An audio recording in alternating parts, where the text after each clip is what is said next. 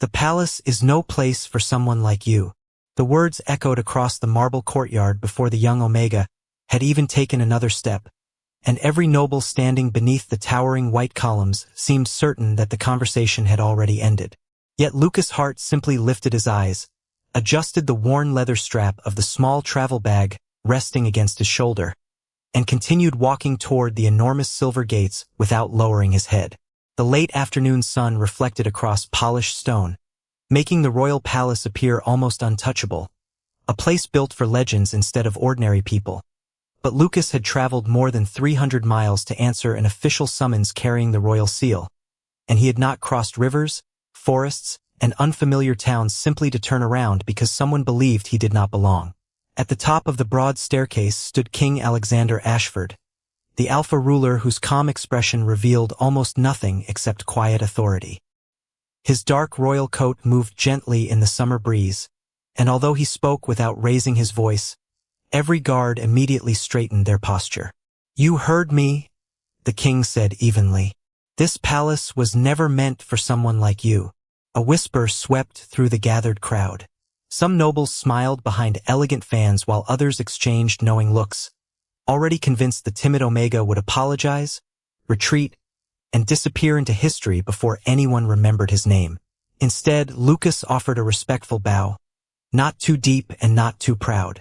"Your Majesty," he answered softly, "whether I belong here is not for me to decide. Your invitation brought me here. My actions will decide whether I deserve to stay."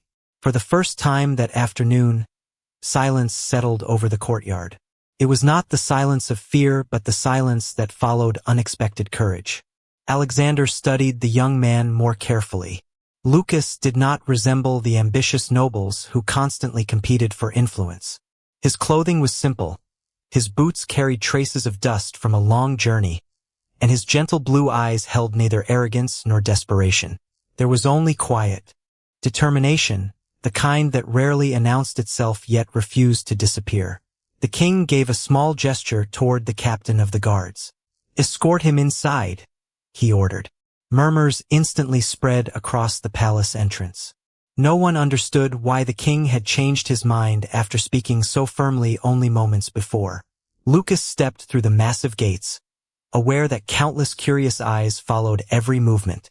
The palace gardens stretched farther than he could see.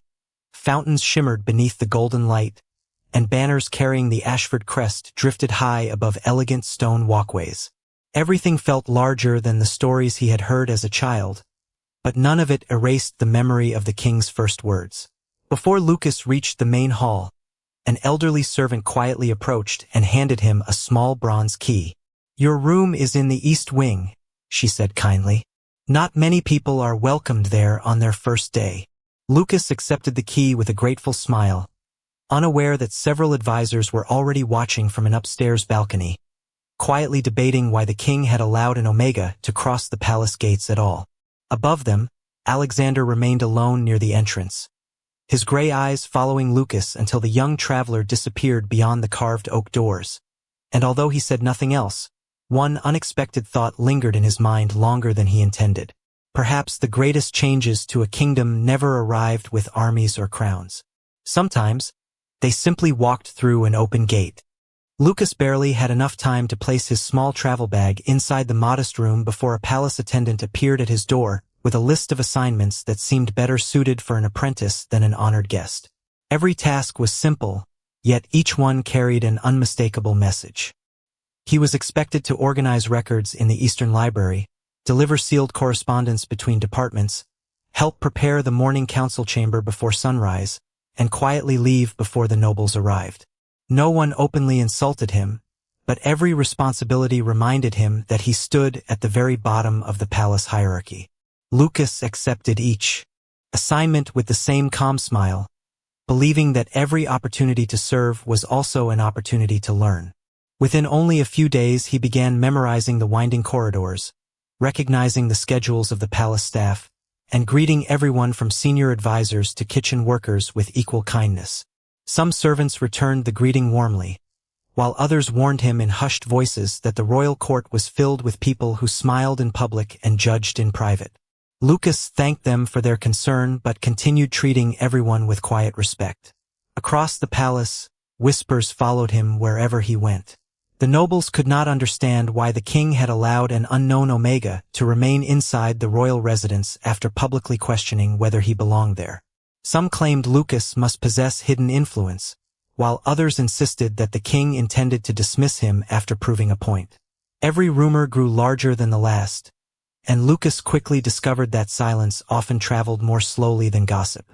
One afternoon he entered the Grand Library carrying a stack of royal documents nearly 12 inches high. As he carefully organized each file according to the librarian's instructions, two young nobles walked past the long wooden tables without acknowledging him directly. Some people mistake an invitation for acceptance. One of them remarked with a polite smile that never reached his eyes. The other answered quietly, "The palace has always welcomed visitors. It does not mean they become family." Lucas heard every word, yet he simply continued arranging the documents with steady hands. The elderly librarian watched the exchange from across the room before approaching him a few minutes later. "You could have answered them," she said gently. Lucas smiled as he placed the final folder on the shelf. "Sometimes people expect a conversation," he replied. "Sometimes they only expect a reaction. I would rather give them neither." The librarian studied him for a moment before nodding with quiet approval. Unknown to Lucas, someone else had witnessed the exchange as well. From the second-floor balcony overlooking the library, King Alexander had arrived to review historical records before the upcoming council meeting. He had observed the entire encounter without interruption, expecting the young Omega to defend himself or allow frustration to show. Instead, Lucas had responded with patience that felt neither weak nor artificial. It was simply genuine. Alexander found himself wondering how someone carrying so little authority could possess such unusual composure.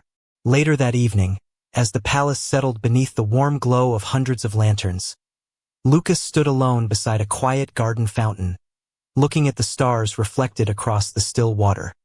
He understood that every smile directed toward him might conceal doubt, and every polite conversation might become another quiet test. Yet for reasons even he could not fully explain, he no longer felt like a stranger standing outside the gates. The palace had not welcomed him with open arms, but it had presented him with something far more valuable. It had given him a chance to prove that belonging was never granted by titles alone but earned one choice at a time. The following week brought the annual planning council, an event that transformed the palace into a place of constant movement from sunrise until well after dusk. Advisors hurried through the corridors carrying reports, servants prepared meeting rooms with careful precision, and royal officials checked every detail to ensure that nothing interrupted the discussions that would shape the kingdom for the coming year. Lucas received another quiet assignment. He was to organize dozens of sealed documents inside the council archive before the meeting began the next morning. It sounded like an ordinary responsibility, but as he carefully sorted each folder by region and department, he noticed that several reports carried identical seals despite belonging to completely different provinces. Rather than assuming it was intentional, Lucas opened the official inventory ledger and compared every reference number one by one. After nearly 2 hours of patient work, he discovered that 3 economic reports had been placed inside the wrong collection while an important agricultural assessment was completely missing from the scheduled records. He did not announce his discovery or accuse anyone of making a mistake. Instead, he quietly searched the surrounding shelves until he located the missing report tucked inside an unrelated archive box that had likely been misplaced during preparations. Before dawn the next morning, Lucas delivered the corrected collection to the chief royal secretary along with a neatly written note explaining the adjustments. The older official frowned at first, believing that an inexperienced newcomer had interfered with official records, but after checking each document himself, his expression slowly changed. Every correction was accurate. Every reference matched perfectly. Had the mistake remained unnoticed, the council would have discussed incomplete information affecting thousands of farming families across the kingdom. The secretary immediately thanked Lucas and hurried toward the council chamber without another word. Lucas simply returned to arranging empty shelves, believing the matter was finished. Inside the Grand Council Hall, Alexander listened as ministers presented regional reports. Everything flowed smoothly until the chief secretary paused unexpectedly before speaking. "Your Majesty," he said respectfully, "there is one person whose careful attention prevented considerable confusion before today's meeting even began." Several nobles exchanged curious glances as the secretary briefly explained what had happened. Some dismissed the incident as luck, while others looked noticeably uncomfortable. Alexander remained silent, but he remembered the quiet young Omega, who never seemed interested in receiving recognition. After the meeting concluded, the king left through a side corridor instead of the main entrance. As he passed the Eastern Archive, he found Lucas standing on a small wooden ladder, carefully returning old maps to their proper shelves. "Did you expect a reward?" Alexander asked without warning. Lucas climbed down slowly before offering a respectful bow. "No, Your Majesty." "Then why spend hours correcting work that no one asked you to examine?" Lucas answered without hesitation. "Because someone would eventually rely on those records. If I noticed a problem and ignored it, then it would become my mistake as well." Alexander studied him quietly. There was no pride in the answer, no attempt to impress the king, only a simple belief that every task deserved honest effort regardless of who received the credit. Before leaving, Alexander glanced toward the perfectly organized shelves. "You pay attention to details that others overlook," he said. Lucas smiled gently. "Small details often protect important decisions." As the king walked away, those words lingered in his thoughts far longer than he expected. For the first time since Lucas entered the palace, Alexander found himself questioning not whether the Omega belonged within the royal walls, but whether everyone else had overlooked someone far more valuable than appearances had suggested.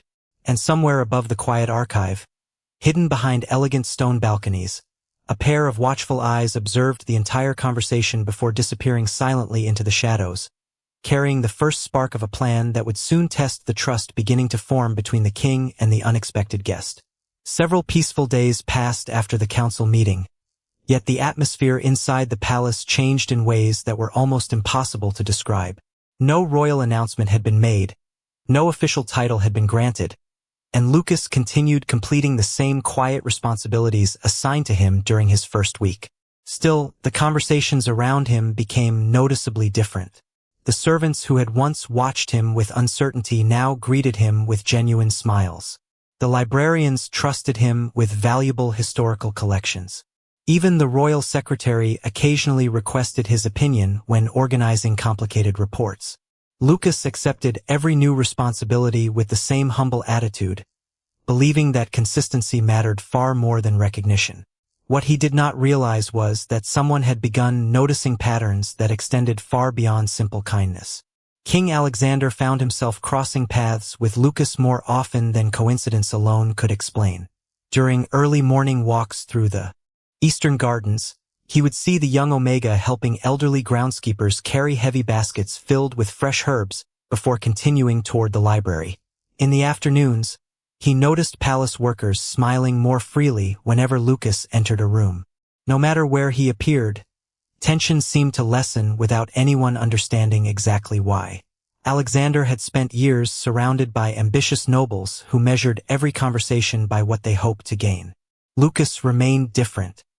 He never lingered where attention gathered, never interrupted important discussions, and never attempted to impress anyone with carefully chosen words. One quiet evening, as golden sunlight faded behind the palace towers, Alexander stepped into the greenhouse where rare flowers from every province were carefully cultivated. He expected the room to be empty, yet he found Lucas kneeling beside a small wooden planter, gently supporting the stem of a young flowering vine that had begun leaning toward the ground. The elderly royal gardener stood nearby with a grateful smile. "Thank you," the gardener said warmly. "Most people walk past these plants without noticing which ones need support." Lucas smiled as he carefully secured the vine with a soft ribbon. "Living things rarely ask for help," he replied. "Sometimes they simply show us in quiet ways." Alexander remained near the entrance, listening without announcing his presence. The words were simple, yet they carried a sincerity that lingered long after they were spoken. When the gardener excused himself to gather fresh watering cans, Alexander finally stepped forward. Lucas immediately rose and bowed respectfully. "Your Majesty." The king glanced toward the healthy rows of flowers stretching beneath the glass ceiling. "You seem to find problems before anyone else notices them," Alexander observed. Lucas shook his head gently. "I only try to notice what others are too busy to see." The answer surprised the king more than he expected. There was no attempt to sound wise, only quiet honesty. Alexander looked around the greenhouse once more before asking another question. "Does this palace still feel like a place where you do not belong?" Lucas paused for only a moment. "Every home feels unfamiliar on the first day," he answered softly. "If people are willing to learn about one another, unfamiliar places eventually become meaningful." The king offered no immediate reply, but the conversation remained with him throughout the evening. Meanwhile, from an upper balcony overlooking the greenhouse, Lord Victor Hawthorne, one of the senior royal advisors, watched the exchange with growing concern. He had spent years earning influence within the palace, and he immediately recognized something that many others had not yet seen. The king was no longer simply observing the quiet Omega out of curiosity. Respect had begun replacing doubt, and respect had a way of changing decisions that once seemed impossible to question. As Victor quietly turned away from the balcony, he understood that the greatest threat to carefully balanced power rarely arrived carrying a crown. Sometimes it arrived with nothing more than patience, kindness, and the ability to quietly change hearts one conversation at a time. The palace entered its busiest season as representatives from neighboring provinces began arriving for the annual harvest celebration, filling every corridor with elegant conversations, formal greetings, and endless preparations. Decorations appeared across the grand halls, musicians rehearsed in the courtyards, and every department worked together to present the kingdom at its finest. Lucas spent most of his days helping coordinate guest records and preparing welcome documents for visiting officials. His work remained quiet, but his growing reputation for careful organization meant more people relied on him than ever before. That quiet trust, however, did not go unnoticed by those who believed influence should belong only to established nobles. Lord Victor Hawthorne watched each passing day with increasing concern. The king now asked occasional questions about palace operations that Lucas had organized, and servants spoke of the young Omega with genuine admiration rather than polite curiosity. Victor understood that respect often grew stronger than authority because it could not be demanded. It had to be earned. Determined to interrupt that growing respect before it reached the royal court, he quietly gathered several influential advisors for a private discussion. No one proposed direct confrontation. Instead, they agreed that doubt would accomplish far more than accusation. A single unanswered question could spread farther than any confirmed truth. Within days, subtle rumors began circulating throughout the palace.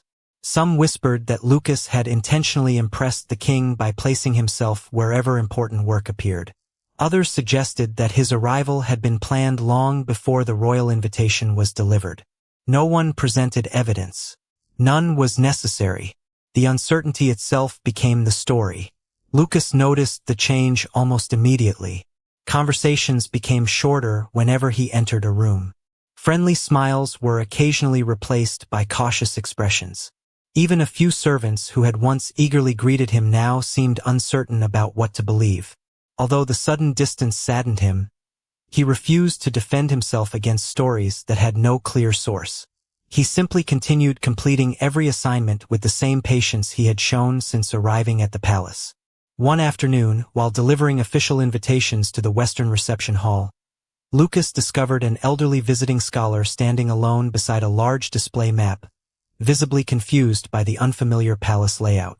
Without hesitation, Lucas offered assistance, guiding the guest through the complicated hallways while explaining the locations of each meeting chamber. Their conversation remained warm and respectful until they reached the correct destination. Unbeknownst to Lucas, several nobles observed the entire exchange from nearby windows. Rather than acknowledging his kindness, they quietly remarked that he seemed unusually comfortable introducing himself to important visitors. Before sunset, another version of the story had already spread through the palace, suggesting that Lucas had been deliberately seeking influential acquaintances. Later that evening, Alexander received several carefully worded comments from advisors expressing concern that the young Omega might be becoming too visible within royal affairs. None openly criticized Lucas, yet each conversation carried the same underlying suggestion that appearances deserved careful attention. The king listened without interruption, but something about the arguments felt incomplete. Every criticism focused on assumptions instead of actions.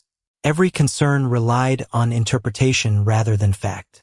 As the meeting ended, Alexander walked alone through the eastern garden, where he unexpectedly found Lucas quietly replacing damaged lantern candles before the celebration began. There were no witnesses nearby, no audience to impress, and no opportunity for recognition. Lucas simply noticed that several lanterns had burned unevenly and decided to fix them before the evening guests arrived. Alexander watched from a distance for several silent moments before turning away without speaking. The contrast between the rumors he had heard and the quiet reality before his eyes left an uncomfortable question lingering in his thoughts. If so many voices insisted they understood Lucas, why did every personal encounter reveal someone entirely different? And somewhere beyond the glowing lanterns, Lord Victor smiled to himself, believing that once doubt entered a palace, even the brightest light could begin casting longer shadows. The morning of the harvest celebration arrived beneath clear blue skies, and the palace welcomed distinguished guests from every corner of the kingdom. Elegant banners swayed gently above the courtyards, while musicians filled the air with cheerful melodies. Servants moved with remarkable precision, ensuring that every visitor felt honored from the moment they entered the royal grounds. Lucas had been assigned to coordinate the final distribution of ceremonial guest packets, a responsibility requiring careful attention because each visiting delegation carried different schedules and seating arrangements. He quietly reviewed every document one final time before the ceremony began, believing that even the smallest detail could affect the success of the entire event. As he prepared to deliver the final collection to the reception hall, a young palace attendant rushed toward him with visible concern. One of the decorative display rooms had been rearranged at the last minute after unexpected weather changes required moving several outdoor exhibits inside the palace. The revised guest route no longer matched the printed welcome guides. Hundreds of visitors would soon arrive, and confusion seemed almost unavoidable. Without hesitation, Lucas suggested a simple solution. Rather than delaying the ceremony to reprint every guide, he proposed placing temporary direction cards at each hallway intersection while assigning volunteers to greet guests personally during the first hour. The plan required extra effort from the palace staff, but it could be completed quickly without disrupting the celebration. The chief coordinator immediately approved the idea, and dozens of servants worked together to prepare the updated route. Lucas joined them without seeking recognition, carrying signs, arranging displays, and answering questions wherever help was needed. Throughout the busy morning, he barely paused to rest, moving from one corridor to another with steady determination until every visitor reached the correct destination without confusion. By the afternoon, many guests complimented the palace for its thoughtful organization, unaware that the entire system had been redesigned only hours earlier. Yet while the celebration appeared flawless to everyone else, another story quietly unfolded behind the scenes. Lord Victor watched the unexpected success with growing frustration. The inconvenience he had expected to expose weaknesses instead became another example of Lucas solving problems without complaint. Determined to regain control of the narrative, Victor privately informed several advisors that the temporary changes had only been necessary because Lucas had supposedly mishandled the original preparations. The claim spread quickly among those who had not witnessed the morning events themselves. Once again, assumptions traveled faster than truth. By evening, Lucas noticed unfamiliar expressions as he walked through the palace corridors. Conversations stopped when he approached. A few officials who had thanked him earlier now seemed hesitant to meet his eyes. Even so, he never attempted to defend himself. He believed that arguing against every rumor would only give those rumors greater importance. After helping the final guests depart, Lucas remained behind to quietly restore the reception hall to its original condition. Chairs returned to their places, lanterns were carefully extinguished, and forgotten personal belongings were collected, so they could be returned to their owners the following morning. Long after the celebration ended, Alexander entered the nearly empty hall expecting to find it deserted. Instead, he discovered Lucas folding table linens alongside several exhausted servants who had insisted on staying until every task was finished. None of them realized the king had arrived. They simply worked together, sharing quiet conversation and grateful smiles after a long day. Alexander watched unnoticed for several moments before turning away.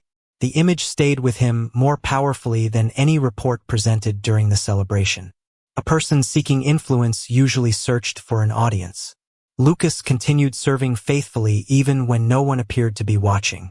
Yet elsewhere inside the palace, Victor prepared his boldest move, convinced that kindness alone would not protect Lucas from a carefully arranged misunderstanding that would soon force the king to choose between growing trust and the expectations of his royal court. Several days after the harvest celebration, the palace returned to its usual rhythm, but an invisible tension settled over every corridor. Lucas sensed it in the hesitant greetings, the unfinished conversations that stopped as he approached, and the careful glances exchanged between advisors whenever his name appeared in discussion. He chose not to ask questions. He had learned that truth often revealed itself more clearly to those willing to wait.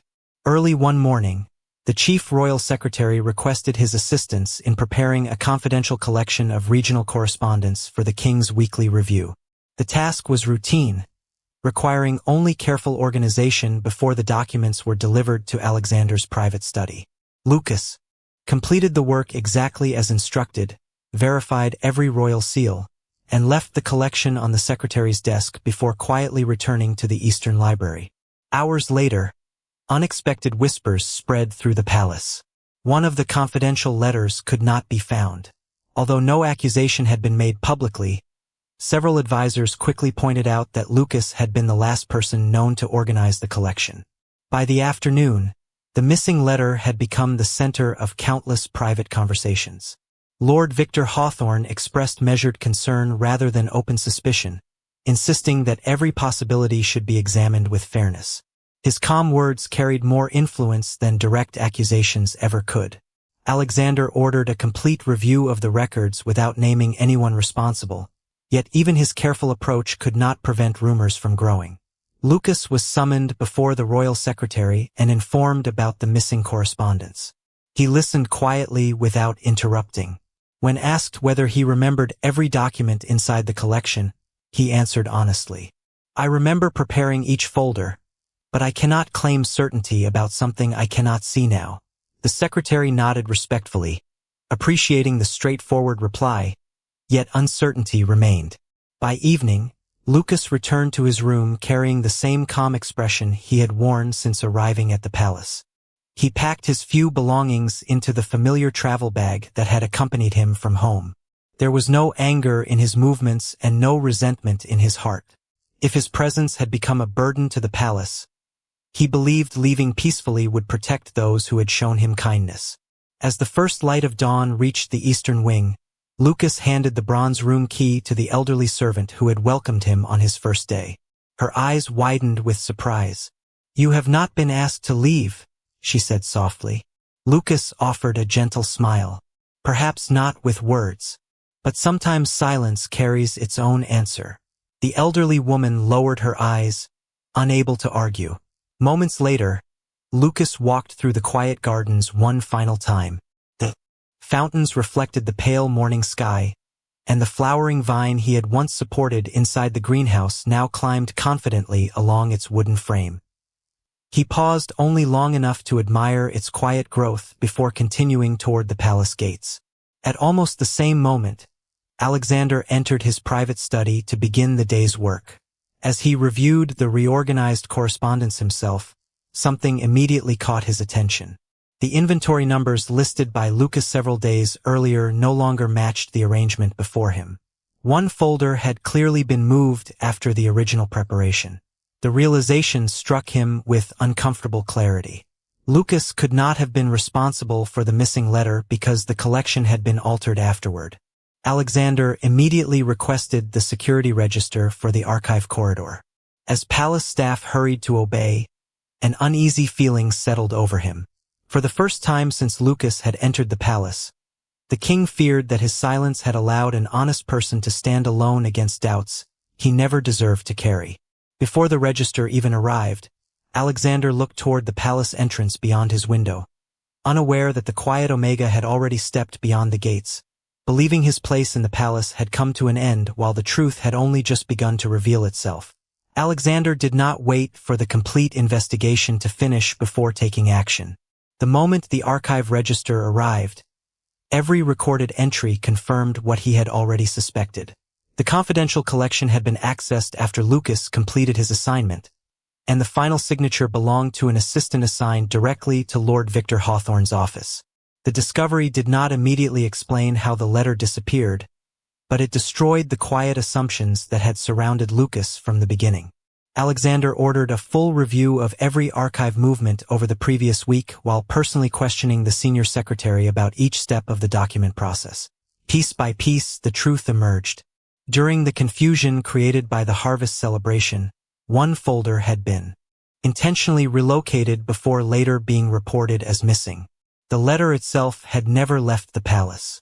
It was eventually discovered inside a storage cabinet connected to another administrative office, exactly where no one would think to search during the initial review.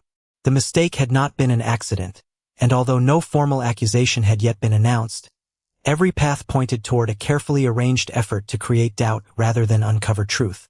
Alexander closed the report and remained silent for several long moments. He remembered every conversation he had shared with Lucas, every quiet act of kindness witnessed without applause, every opportunity the young Omega had been given to defend himself but had refused to use for personal gain. Instead of demanding justice, Lucas had simply packed his belongings and walked away with dignity. The realization settled heavily upon the king. For all his authority, he had allowed hesitation to speak louder than trust. Without another delay, Alexander left the palace accompanied only by a single royal attendant carrying a fresh horse. He ignored the advisors requesting another council meeting and instructed the palace staff to continue the investigation without him. For the first time in many years, the king's destination had nothing to do with diplomacy, ceremonies, or political affairs. He traveled because there was one person he needed to find before the distance between them became impossible to cross. Meanwhile, Lucas followed the quiet road leading away from the capital. His pace remained steady as familiar forests gradually replaced the towering palace walls behind him. He carried the same travel bag with which he had arrived weeks earlier, yet he felt different from the uncertain young man who had first walked through the royal gates. The palace had taught him valuable lessons about patience, responsibility, and the quiet strength required to remain kind when misunderstood. Although disappointment rested gently in his heart, regret did not. He believed he had given the palace everything he honestly could. Near sunset, Lucas stopped beside a small country chapel overlooking rolling fields of summer. The peaceful landscape reminded him that life continued moving forward whether people understood one another or not. As he rested beneath the shade of an old maple tree, the distant sound of approaching hoofbeats slowly reached his ears. At first he paid little attention, assuming another traveler happened to be using the same road. But the sound grew closer before finally coming to a stop only a few yards away. Lucas looked up and found Alexander standing beside his horse, still dressed in his dark royal coat, yet without the formal escort or ceremonial presence that usually surrounded the king. For a long moment neither of them spoke. The evening breeze moved gently across the open fields while the last rays of sunlight stretched between them. Alexander took one slow step forward before quietly breaking the silence. "I came because I should have spoken sooner." Lucas listened without interrupting, and for the first time since they had met, the distance between a king and an ordinary Omega no longer felt measured by titles or palace walls, but by a single conversation that had the power to change both of their lives forever. Lucas looked at Alexander for several quiet moments before offering the same respectful bow he had given on the first day they met. Nothing about his expression suggested anger or resentment. If anything, his calmness made the silence between them feel even heavier. Alexander lowered his gaze briefly before speaking again. "The investigation is complete," he said. The missing letter was deliberately moved after you finished your work. You were never responsible. Lucas nodded gently, accepting the words without surprise. I believed the truth would eventually find its place, he replied. I simply did not know whether I would still be there to see it. The honesty in that answer left Alexander without an immediate response. For the first time in many years, the king realized that authority alone could not repair a wounded trust. It required humility. I allowed doubt to remain unanswered, Alexander admitted. Even though I never accused you, I also failed to stand beside you when silence became unfair. That mistake belongs to me. Lucas looked across the open fields where the evening wind carried gentle waves through the tall summer wheat. Every person makes decisions with the knowledge they have at the time, he answered quietly. I do not wish to carry bitterness into tomorrow. Alexander stepped closer, stopping at a respectful distance. Then allow me to begin tomorrow differently, he said. Return with me, not because you must, but because the palace needs people who remind everyone what integrity looks like. Lucas remained thoughtful. If I return only because my name has been cleared, then people will believe reputation matters more than character. Nothing meaningful will change. Alexander smiled for the first time since leaving the palace. Then let us change something together. Several days later, the royal court gathered inside the grand hall for an unexpected assembly. Nobles, advisors, servants, and representatives from every department filled the chamber with quiet anticipation. When Alexander entered, Lucas walked beside him with the same simple clothing and humble confidence that had never changed despite everything that had happened. The whispers that once followed him disappeared as the king stepped before the royal throne. A kingdom becomes weaker when assumptions are valued above truth, Alexander declared. We nearly lost an honest person because too many people accepted rumors before seeking facts. That failure belongs to all of us, including me. The hall remained completely silent. Alexander continued. From this day forward, every member of this palace will be judged by actions rather than status, by integrity rather than appearance, and by service rather than reputation. He then turned toward Lucas. When you first entered these gates, I questioned whether this palace was the right place for you. I understand now that I asked the wrong question. The true question was whether this palace deserved someone who carried your character. Many eyes turned toward Lucas, expecting pride or celebration, but he simply bowed respectfully once again. His humility spoke louder than any victory could have. In the weeks that followed, the atmosphere throughout the palace gradually transformed. Servants felt more comfortable sharing ideas, advisors became more careful before repeating unverified claims, and departments worked together with greater trust than before. Even the elderly gardener smiled each morning as the flowering vine inside the greenhouse continued climbing higher along its wooden frame, becoming a quiet reminder that gentle care often created the strongest growth. Lucas no longer felt like a visitor passing through unfamiliar halls. He had become part of the palace not because someone granted him permission, but because his kindness, patience, and unwavering honesty had quietly earned a place that no title alone could ever provide. And each evening, as the palace gates closed beneath the fading light, Alexander often paused to remember the young Omega who had once walked through those same gates carrying nothing except a small travel bag and an unshakable belief that true belonging was never given by power. It was built one sincere choice at a time.